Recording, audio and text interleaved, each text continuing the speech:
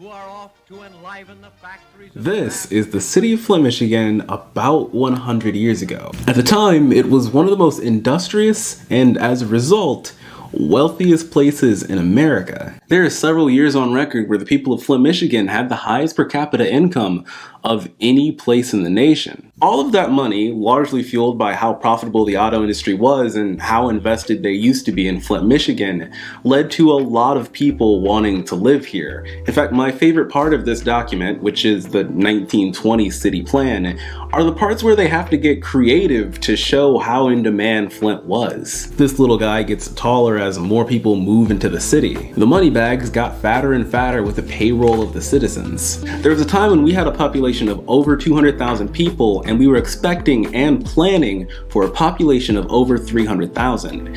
Those 300,000 people never came, and needless to say, things have changed. When a city changes as drastically as ours has, you have to change the way that you're planning that city out. Luckily, we did change. After only about 9 years of hard, consistent work, on July 25th of 2022, Flint, Michigan passed its new zoning plan. Zoning might sound like urban planner jargon, and it is, but it's also really simple and important to understand.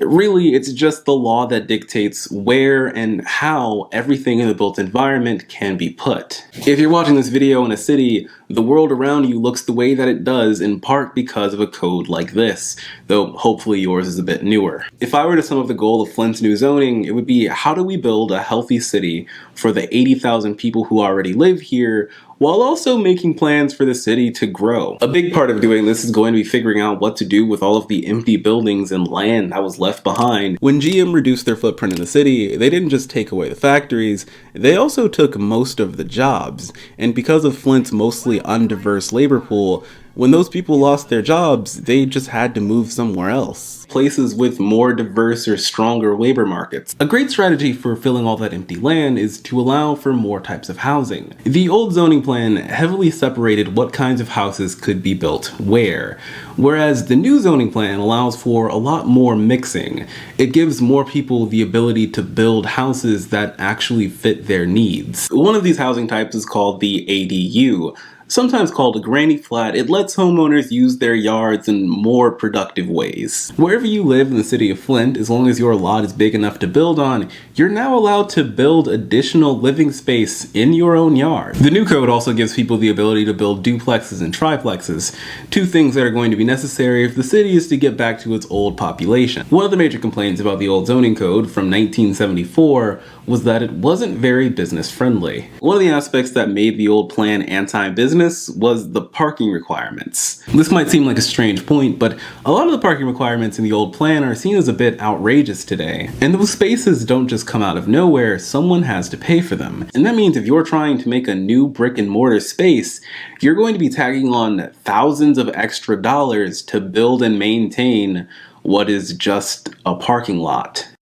Another thing that made it so difficult to do business in Flint were the limited areas that you were actually allowed to do business. The new plan addresses this in part with a thing called neighborhood centers. Now, no matter where you are in Flint, you can probably start a business close to where you live. Neighborhood centers aren't just for small businesses, they're also for churches, schools, and charities, meaning that they're not just good for the economy, but they're also good for building community in neighborhoods. You can go to imagineflint.com, find the neighborhood you live in, and find where your nearest neighborhood center is going to be located. Flint has a long history of being an innovative manufacturing town, and though the economy has changed drastically, this plan does a lot to be proactive and flexible. The plan specifically zones for areas called Green Innovation, abbreviated GI on the map. This is land set aside for jobs that are not just good for the environment, but also good for the economy. This area also includes space for lower density housing. Flint has had a long and difficult history with environmental toxins, and we want to make sure that the jobs that enrich us in the future also help keep us healthy. Land zoned as GI could be used for the creation of clean energy, things that involve high-paying jobs, the kind that the city has been missing since GM left. High-paying jobs like this that enrich the citizens also go a long way to increasing the city's tax base.